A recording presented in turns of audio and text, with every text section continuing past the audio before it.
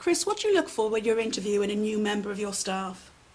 I think back to the interview that I had when I trained to be a teacher, the skills that they were looking for, and the main things I think are things like communication, and obviously being a team player as well, because you have to liaise not just with the students but with other members of the business.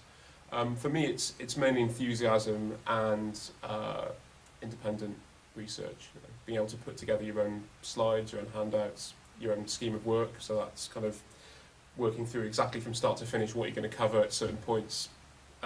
Learning styles, everyone's got different learning styles, so making sure that people understand that and don't just stand and talk for 4 hours, that they actually have debates and questions and media embedded in the presentation, so that it kind of addresses the different styles that people have, because everybody has a different way of learning, and no one person is the same. So it's making sure that you account for as many different styles as possible. And what about a person's strengths and weaknesses?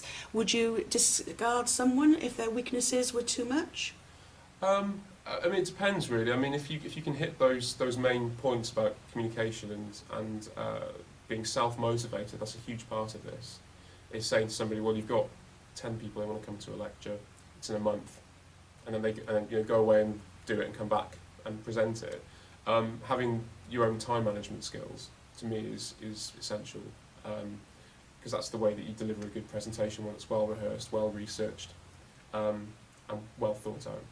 Sometimes harder to do, than say, but yeah, it's important. So when you have a team together, or your team together, their weaknesses and their strengths, do they counteract each other? For example, you have tutor A, do their strengths, are they the weaknesses that tutor B has? Does that make everyone a good team and a good team player? I think that you get a lot of feedback from the students, so that tends to help you to improve your practice. So I always ask at the end, I say to people, how do you find that? Is there anything we didn't cover? It's good to check that as you go along, because some people might, the learning curve might be too steep, in which case you need to adjust it slightly. At the same time, if you're telling people what they know already, there's no benefit that they're getting from it. So you have to make sure that you're checking with the students as you go along. And more often than not, if they're not saying anything, it means that they're happy. I've noticed that a lot of my students are happy to tell me when they think that I'm going too fast or too slow. But in terms of the team, I think because we tend to do the classes with one tutor and a class, as opposed to partnered learning. No, I think that people have, students have the tutors that they like, and we have certain tutors for certain subjects. People have specialties.